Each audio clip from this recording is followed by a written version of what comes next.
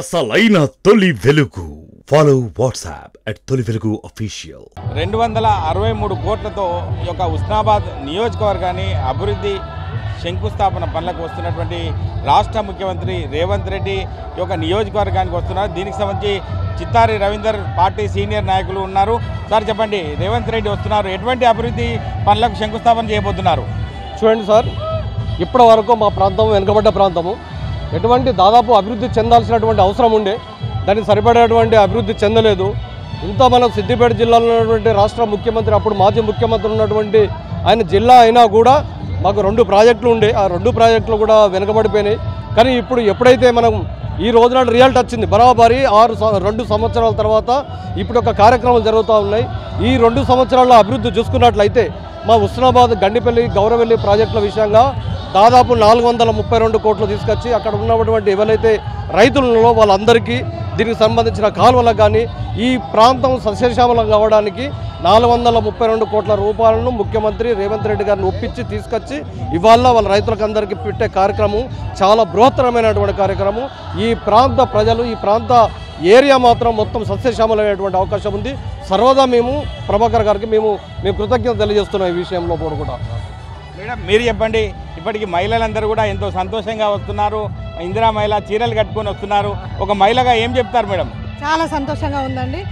గడిచిన 2 సంవత్సరాల ప్రజాపాలన ఈ రోజుతో 2 సంవత్సరాలు పూర్తి చేసుకుంటున్న సందర్భంగా సీఎం గారు, ముఖ్యమంత్రి గారు రేవంత్ అన్న మా దగ్గరికి రావడం మాకు ఎంతో సంతోషంగా ఉంది. ఆడపడుచులు అందరూ కూడా అంటే వాళ్ళకి ఎట్లా తోచిన విధంగా, వాళ్ళు ఎట్లా ఏ ఊర్లో నుండైనా వాళ్ళకి ఏం ఆధారం ఏది లేకున్నా కూడా వాళ్ళు ఖచ్చితంగా వాళ్ళు సభను విజయవంతం చేయడానికి ప్రతి ఒక్క ఆడబిడ్డ తనదైన శైలిలో అక్కడి నుండి ఇక్కడి వరకు కూడా ఎంతో సంతోషంగా నడుచుకుంటూ మన ముఖ్యమంత్రి వేదిక దగ్గరికి రావడం జరుగుతున్నది. ఈ సంతోషం ఒక పండగ వాతావరణాన్ని కల్పిస్తున్నది. ఈ 2 ఏళ్ల ప్రజాపాలనలో ఎంతో పేదవారికి వరకు కూడా ప్రతి ఒక్కటి ఏమైతే ఎన్ని అభివృద్ధి పనులు అంటే ప్రతి అభివృద్ధి కార్యక్రమాల్లో ఎంతోమంది పేద ప్రజలకు మంచి జరిగింది.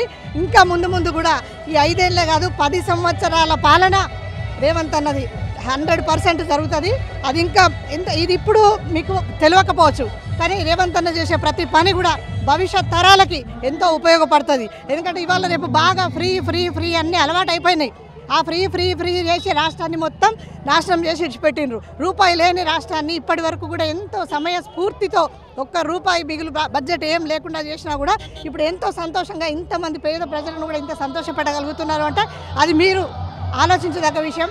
తెలంగాణ ప్రతి పౌరుడు గర్వించదగ్గ విషయం. ఈరోజు యువతకు కానీ మహిళలకు కానీ ఎంతోమందికి కూడా మంచి కార్యక్రమాలతో ఎన్నో రకమైన ఉద్యోగ అవకాశాలు కానివ్వండి, మహిళలకు మెయిన్గా వడ్డీ లేని రుణాల సౌకర్యాన్ని కూడా మీరు ఆల్రెడీ చూసే ఉన్నారు.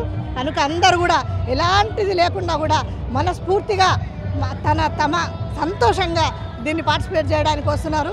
అందరికి కూడా ప్రతి ఒక్క మహిళా ఆడపడుచు కూడా మంజులక్క తరఫున కూడా శుభాభినందనలు తెలియజేస్తూ ఇంకా ముందు ఏవైతే రాలేదు అనుకుంటున్నారో వాటికి కూడా ముందు ప్రతిదీ క్షేత్రస్థాయిలో అన్ని పరిశీలనలు జరిగి ప్రతి ఒక్కరికి అందే విధంగా అన్న తన బాధ్యతగా చేస్తారు. అదే విధంగా హుస్నాబాద్ ఒకప్పుడు తెలంగాణ మ్యాప్లో కూడా హుస్నాబాద్ అనేది చిత్రపటం కనబడకపోయేది.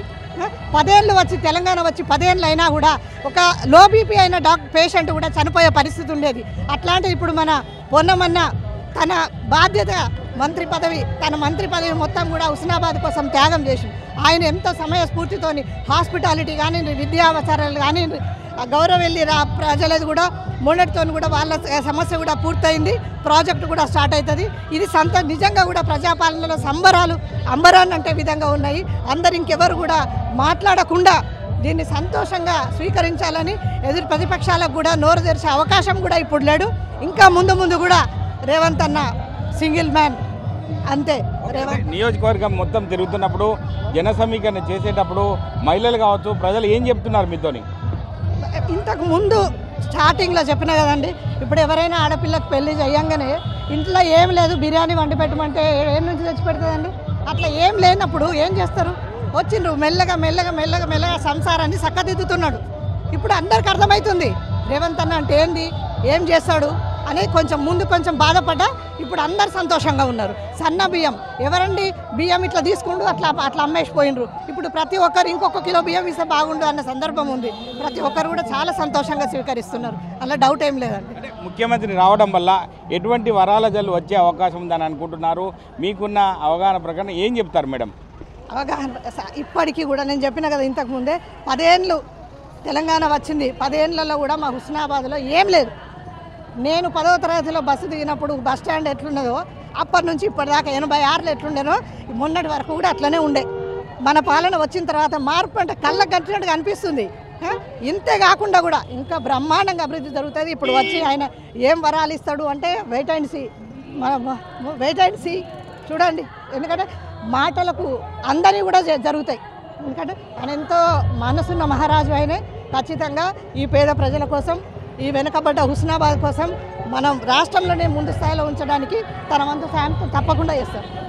ఇది పరిస్థితి. గత ప్రభుత్వంలో హుస్నాబాద్ ఒక తెలంగాణ రాష్ట్రంలోనే పేరు లేదు, కానీ పొన్నం ప్రభాకర్ వచ్చిన తర్వాత ఒక హుస్నాబాద్ పేరును ఒక కీర్తించబడుతుంది. ఎందుకంటే గతంలో ఇచ్చినటువంటి వరాలు కావచ్చు, ఈరోజు వస్తున్న సందర్భంగా ఎన్నో అభివృద్ధి శంకుస్థాపనలకు వస్తున్నారు. కాబట్టి ఖచ్చితంగా హుస్నాబాద్ నియోజకవర్గం జిల్లాలోనే ముందు దశకు వెళ్తుందని చెప్పి కాంగ్రెస్ పార్టీ సీనియర్ నాయకులు మంజులారెడ్డి అదేవిధంగా రవీందర్ కూడా చెప్తున్న పరిస్థితి. కెమెరామెన్ నెల్లూరుతో మహేష్, RTV, సిద్దిపేట జిల్లా. అసలైన తొలి వెలుగు. ఫాలో వాట్సాప్ @తొలి వెలుగు అఫీషియల్.